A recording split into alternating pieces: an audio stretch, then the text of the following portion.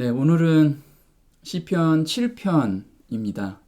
오늘 시편 7편은 억울함을 토로한 그런 노래입니다. 그래서 우리가 세상을 살면서 정말 오해도 많이 사고 그것을 통해서 분통이 터질 때도 많이 있죠. 그럴 때 어떻게 다윗은 이것을 대처했는지 그거에 대해서 우리가 좀 알아보는 시간이 됐으면 좋겠습니다. 시편 7편은 다윗의 시가yon, 베냐민인 구시의 말에 대하여 여호와께 한 노래라고 합니다. 그래서 시가온이라는 건 어떤 내용이냐면 방황하다, 비틀거리다. 그래서 베냐민인 구시의 말에 의해서 마음에 굉장히 충격을 받은 거예요.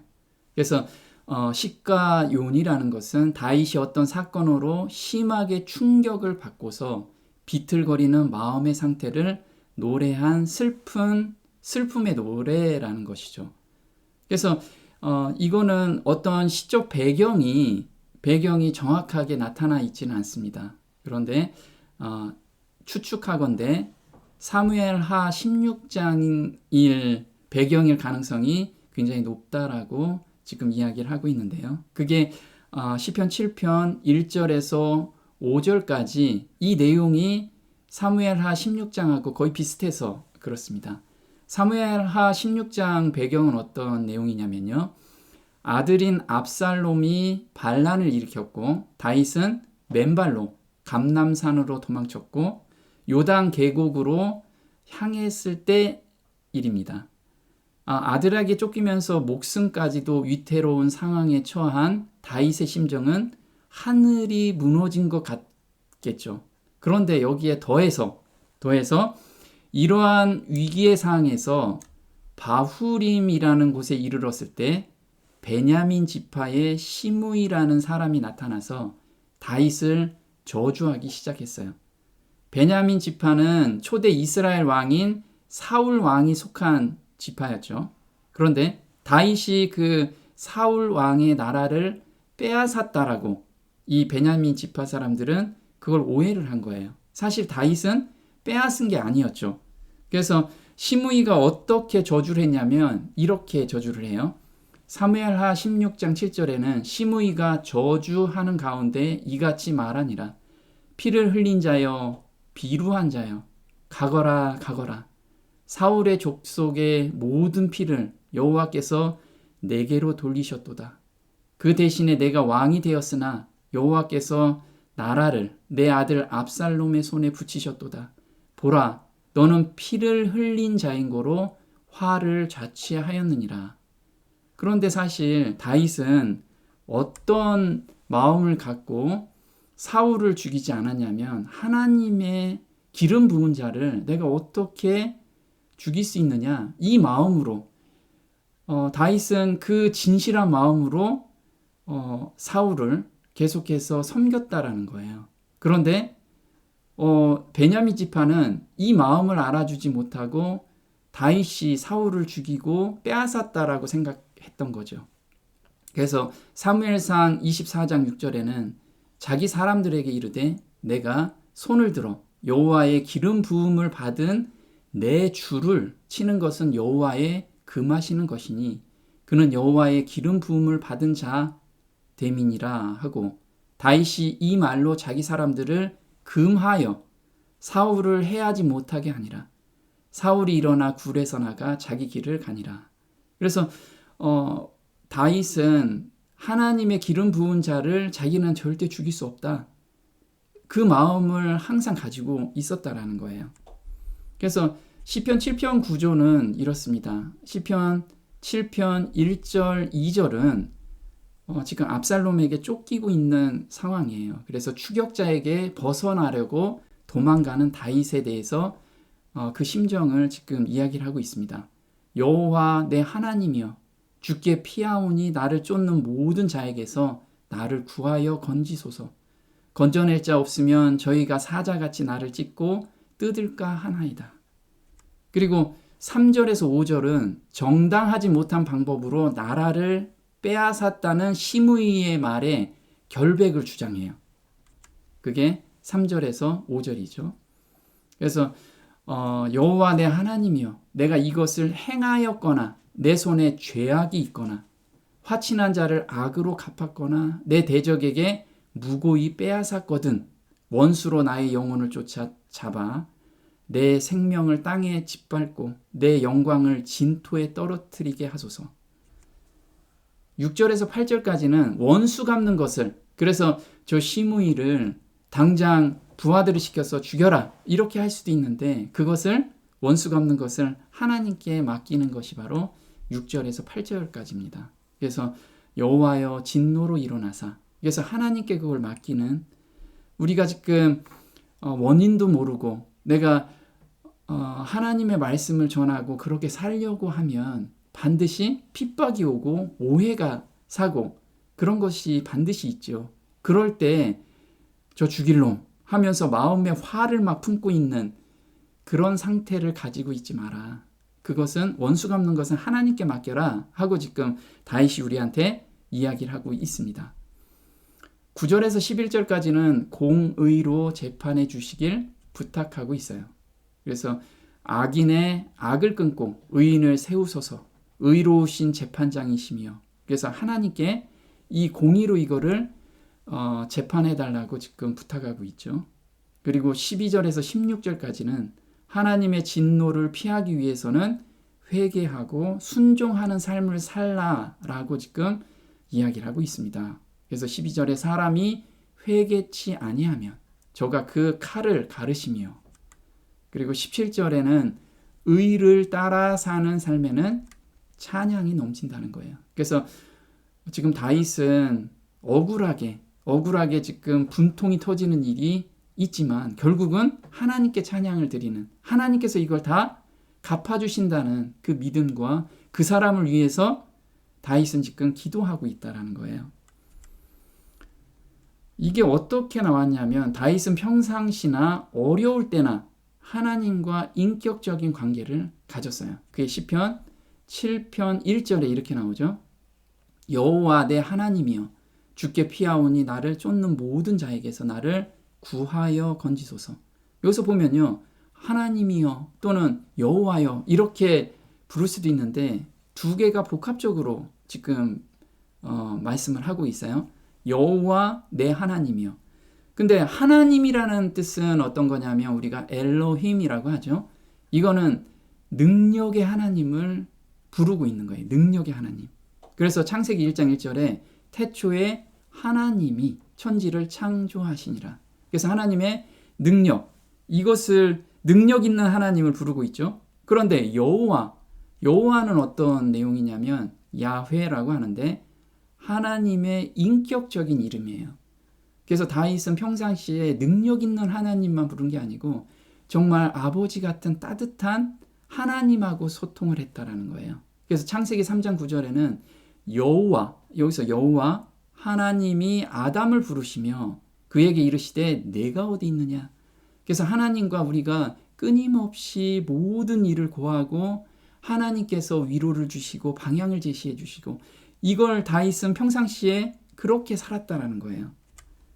그래서 여호와 하나님이여 이렇게 하지 않고 여호와 내 하나님이여. 그래서 나의 하나님으로 다윗은 항상 생각하고 그렇게 느끼면서 살았던 거예요. 사무엘하 22장 7절에는 이렇게 하죠. 내가 환난 중에서 여호와께 아뢰며 나의 하나님께 아뢰었더니, 이렇게 나와요. 그래서 다윗은 환난이나 아니면 평상시에도 항상 여호와, 인격적인 하나님께 아뢰었고 능력 있는 하나님께서 이걸 모두 해결해 주실 거라는 그런 믿음 가지고 살았다라는 거예요. 저가 그 전에서 내 소리를 들으시며 나의 부르짖음이 그 귀에 들렸도다. 그래서 주께 피하는 방법, 여기서 여호와 내 하나님이여 주께 피하오니, 평상시에도 다윗은 어떤 어려움이 있을 때 주께 항상 피했지요. 그래서 지금도 마찬가지로 시므이를 칼로 죽일 수도 있었지만 주께 피하는 방법을 알았기 때문에 피하고 있는 거예요. 그럼 주께 피하는 자, 우리가 지난 시간에도 공부했는데 시편 31편 9절에 주를 두려워하는 자를 위하여 쌓아두신 은혜 곧 인생 앞에서 죽게 피하는 자를 위하여 베푸신 은혜가 어찌 그리 큰지요. 지금 이 시편 기자는 너무 큰 거 이게. 그러면 주를 두려워한다. 이게 두려워하다라는 것은 거룩한 두려움, 경외심이라고 얘기했죠. 그러면 그 거룩한 두려움, 경외심이라는 것이 무엇이냐? 하나님을 정말 경외한다면 그분이 모든 것을 해결해 주실 거라는 그 강한 믿음이 있는 자만이 이 경외하는 마음이 생긴다는 거예요. 그게 어떤 거냐면 인생의 모든 문제를 가지고 죽게 피하는 거. 그것이 하나님을 경외하는 자라는 거죠. 두려워하는 자. 그래서 죽게 피한다라는 것은 이사야서 1장 18절에 이렇게 이야기하죠. 오라. 지금 인격적인 하나님을 지금 우리가 경험하고 있는 거예요. 오라. 우리가 서로 변론하자. 너희 죄가 주홍 같을지라도 눈과 같이 희어질 것이요 진홍같이 붉을지라도 양털같이 되리라. 그래서 죽게 피하는 방법은 하나님께 가서 변론하는 거예요. 나의 죄를 가지고 변론하고 나의 고민을 가지고 변론하고 그럼 하나님께서 그 마음을 받으시고 눈과 같이 희게 해주신다는 거예요. 이것이 바로 하나님을 두려워하는 자라는 거죠. 잠언 28장 13절에 자기의 죄를 숨기는 자는 형통치 못하나 죄를 자복하고 버리는 자는 불쌍히 여김을 받으리라. 그래서 우리가 하나님께 고했는데 고하고 나서 똑같은 죄 가운데 있고 똑같은 고민에 쌓여 있다면 버리지 않은 거예요. 그 온전한 자복을 하고 있지 않다라는 거예요. 그럼 우리가 돌아섰을 때 근데 그 마음을 하나님께서 반드시 주신다는 거죠.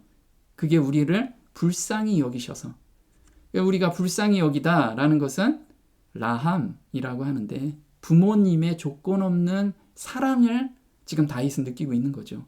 그래서 아비가 자식을 불쌍히 여긴같이 그래서 아비나 어미가 정말 자식을 불쌍히 여긴같이 여호와께서 자기를 경외하는 자를 불쌍히 여기나니 여기서 경외하다 아까 두려워하다라는 뜻하고 똑같다고 그랬어요. 그러면 나의 인생의 문제를 가지고 하나님께 가는 자는 불쌍히 여김을 받는다라는 거예요. 그걸 다윗은 매번 매시간 경험했기 때문에 이런 시점에서 그게 나온 거예요. 우리가 믿음이 없으면 염려가 밀려오고 자신의 숨통을 끊어낸다라는 거예요. 염려가. 자, 건져낼 자 없으면 저희가 사자같이 나를 찢고 뜯을까 하나이다. 그래서 지금 압살롬의 군대가 자기를 죽이려고 막 달려오고 있어요. 이때 무서워서 막 염려를 하고 있다. 우리가 인생 문제들이 우리한테 막 몰려오고 있어요. 이때 두려운 가운데서 있으면 하나님을 지금 믿지 못하고 있다라는 거예요. 근데 나를 찢고라고 해서 나를이라는 뜻이 네페시라고 하는데 이건 영혼, 숨쉬다. 그래서 숨통을 이야기해요. 숨통을. 그래서 숨통을 찢고라는 것은 숨통을 끊어버리고 이렇게 사자가 먹잇감을 죽일 때 숨통을 끊어버리는 거예요. 근데 이 염려가 나의 숨통을 끊어버리는 거예요. 하나님과의 소통을 정말 끊어버리는 게 바로 염려라는 거죠. 이걸 하나님을 두려워하는 마음, 경외하는 마음이 없기 때문에 그래요. 하나님을 두려워하는 마음이 있고 경외하는 마음이 있으면 온전히 내 문제를 지금 고하는데 그러지 못할 경우에 염려가 밀려온다는 거죠. 마태복음 6장 30절에 오늘 이따 내일 아궁이에 던지는 들풀도 하나님이 이렇게 입히시거든 하물며 너희 일까 보냐 믿음이 적은 자들아. 그래서 여기서 원어로는 믿음이 없는 자들아 이렇게 얘기 나와요.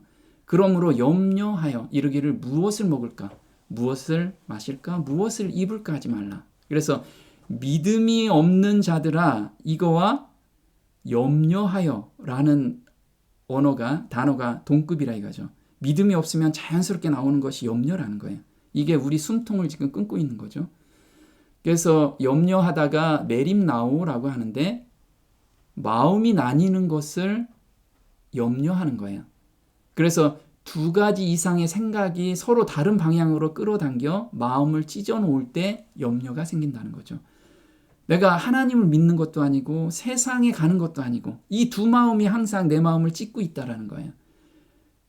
온전히 하나님께 맡기면 이 염려가 사라지는데 두 가지를 갖고 있기 때문에 염려가 있다라는 거죠. 그래서 야고보서 1장 8절에 두 생각을 지닌 사람은 그의 모든 길에 안정감이 없느니라. 그래서 항상 염려하면서 하루를 사는 거예요. 억울함을 호소하고 있다. 어떻게 죄를 하나도 안 지었다고 당당히 고백할 수 있는가? 다윗은 지금 자기는 결백합니다 라고 이야기를 하고 있어요. 어떻게 이게 가능하냐 이거죠. 시편 7편 3절에 여호와 내 하나님이여 내가 이것을 행하였거나 내 손에 죄악이 있거나 화친한 자를 악으로 갚았거나 내 대적에게 무고히 빼앗았거든 원수로 나의 영혼을 쫓아 잡아 내 생명을 땅에 짓밟고 내 영광을 진토에 떨어뜨리게 하소서. 쉘라. 지금 보면 다윗은 저는 정말 하나님 앞에 이것을 당당하게 지금 이야기를 하고 있죠.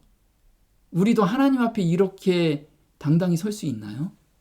다윗은 이렇게 설 수 있는 방법을 저희한테 알려주신 거예요. 근데 보면요. 사무엘하 16장이 이게 배경이라면 다윗은 사무엘하 11장에 우리아의 아내 밧세바를 범한 후 이 사건이 일어난 거예요. 그렇다면 다윗은 어떻게 이렇게 죄가 없다고 당당히 고백할 수 있겠는가 이거죠. 혹시 양심이 화인 맞아서 그런 거 아닌가. 그런데 다윗은 정말 하나님 앞에서 당당하게 이걸 이야기하고 있다라는 거죠. 다윗이 진짜 예수님이 겟세마네 동산에서 기도한 것처럼 다윗도 기도를 했겠죠. 시편 51편 1절에는 다윗의 시 영장으로 한 노래 다윗이 밧세바와 동침한 후 선지자 나단이 저에게 온 때 하나님이여 주의 인자하심을 쫓아. 그래서 다윗은 밧세바를 범하고 나서 1년 동안 정말 마음의 고통 가운데 살았는데 선지자 나단이 와서 온전히 회개를 하고 그 다음에 자복을 하고 그 다음에 하나님께 새 마음을 받게 돼요. 그게 10절이죠.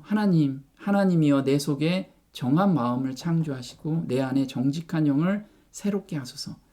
그래서 온전히 용서의 마음을 받는 거예요.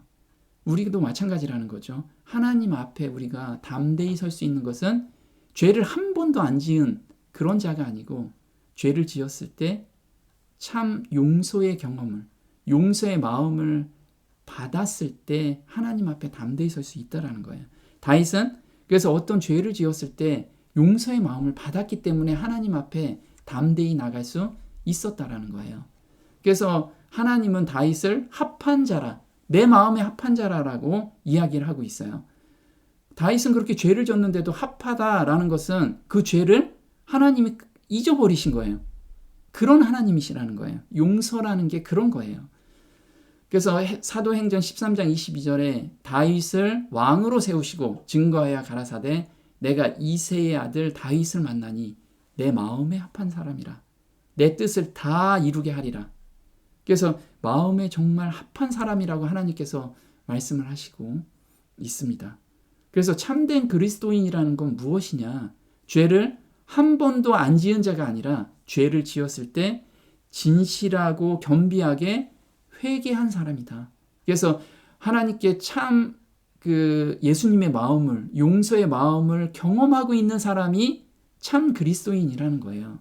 그래서 품성은 일시적 선행이나 일시적 악행으로 드러나는 것이 아니라 습관적인 말과 행실의 경향으로 말미암아 드러날 것이다. 그래서 우리는 이 품성이라는 것은 내가 한번 욱한 성격이다. 이런 성질. 그래서 나는 아직도 멀었어. 이런 게 아니고 정말 그런 성품을 매일의 삶 속에서 하나님께 드리면서 새 마음을 받는 그 경험 가운데로 계속 가는 그 가운데 있는 자들이 바로 참된 그리스도인이라는 거예요. 원수 갚는 일을 하나님께 맡기고 있는 다윗을 보게 됩니다. 7편 6절에 여호와여 진노로 일어나사 내 대적들의 노를 막으시며 나를 위하여 깨소서 주께서 심판을 명하셨나이다. 민족들의 지폐로 주를 두르게 하시고 그 위 높은 자리에 돌아오소서.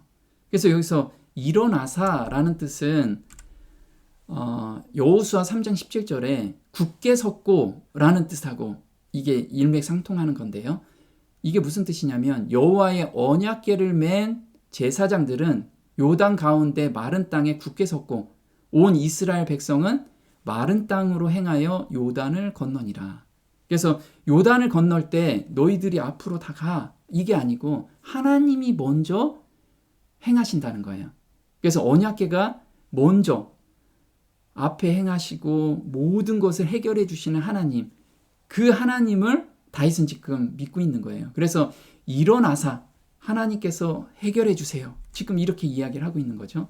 그래서 일어나사의 의미는 이스라엘의 광야 시절에 모든 이스라엘 사람들은 앞서서 인도하신 하나님의 언약궤의 행진을 요청하는 말이다. 당시 하나님의 언약궤가 앞서 행진한 것은 하나님께서 전쟁에 개입하심을 의미했다. 따라서 이 말은 대적하는 원수들을 하나님께서 물리쳐 달라는 다윗의 간절한 기도이다. 한편 여기서 다윗은 모든 원수 갚는 일을 하나님의 진노하심에 맡기고 있다.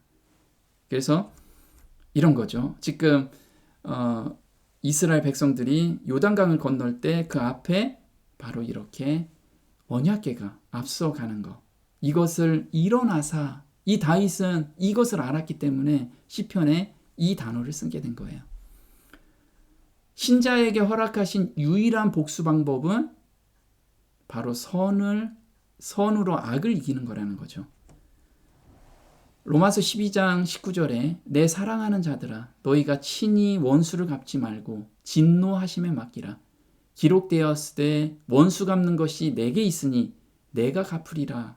주께서 말씀하시니라. 언약궤가 먼저 가는 것을 우리가 하나님께 요청해야 된다는 거죠. 내 원수가 줄이거든 먹이고 목마르거든 마시우라. 그리함으로 내가 숯불을 그 머리에 쌓아 놓으리라. 악에게 치지 말고 선으로 악을 이기라. 그래서 우리가 하는 것은 하나님께서 해주시는 하나님의 진노에 맡기고 우리는 그 사람의 구원을 위해서 정말 기도하고 선행을 베풀라는 거예요. 자, 숯불을 그 머리에 쌓아 놓으라 라는 뜻은 그리스도인이 원수에게 할 수 있는 최고의 복수는 친절이다. 사랑의 행위로 말미암아 원수의 마음에 회개와 부끄러움의 가책으로 타는 듯한 고통을 주게 되어 궁극적으로 예수님을 만나게 한다. 그래서 양심의 가책을 느끼게 되는 거예요. 자기가 진짜 이유 없이 자기 딸에는 어떤 이유가 있겠지만 그 사람을 고통스럽게 하고 저주하고 막 그랬는데 오히려 그 사람은 그 사람을 위해서 친절하고 기도해주고 이랬을 때 그 사람의 마음에 숯불을 올려놓는 머리에 숯불을 올려놓는 일이 될 거라는 거예요. 그래서 저 사람은 무슨 마음이 있길래 저런가 이거를 보면서 하나님을 찾게 된다는 거죠. 우리는 설령 하나님을 찾지 않는다고 해도 그 사람 마음속엔 정말 뭔가 다른 그것을 느낄 수 있다라는 거예요. 마음이 정직한 자를 구원하시는 하나님, 정말 나는 정직한가? 이걸 한번 보았으면 좋겠습니다. 자, 이거는 다음 시간에 저희가 하도록 하겠습니다. 오늘 여기까지 하겠습니다. 하늘에 계신 저희 아버지, 오늘 시편에서 다윗이 자기가 이유 없이 고통을 당하고 분통이 터질 때 하나님께 어떻게 드려야 되는지 그걸 저희한테 알려주셨음에 감사를 드립니다. 경건하게 살고자 하는 자에겐 반드시 핍박이 온다라고 이야기를 했는데 저희가 하나님의 말씀을 따라가려고 하고 그 말씀에 맞춰서 살아가려고 할 때 많은 오해도 사고 또 많은 핍박이 올 때 저희 안에 계시는 하나님께서 이 모든 것을 해결해 주실 분, 그리고 나의 모든 문제를 하나님께 드리면 하나님의 그 참 평안한 마음을, 그리고 그 상대방을 위한 용서의 마음을 저희에게 주신다는 그 약속을 믿고, 또한 그런 경험 가운데로 저희를 인도하심에 감사를 드리오며, 이 모든 것 우리 주 예수님의 이름으로 감사하며 기도드립니다. 아멘.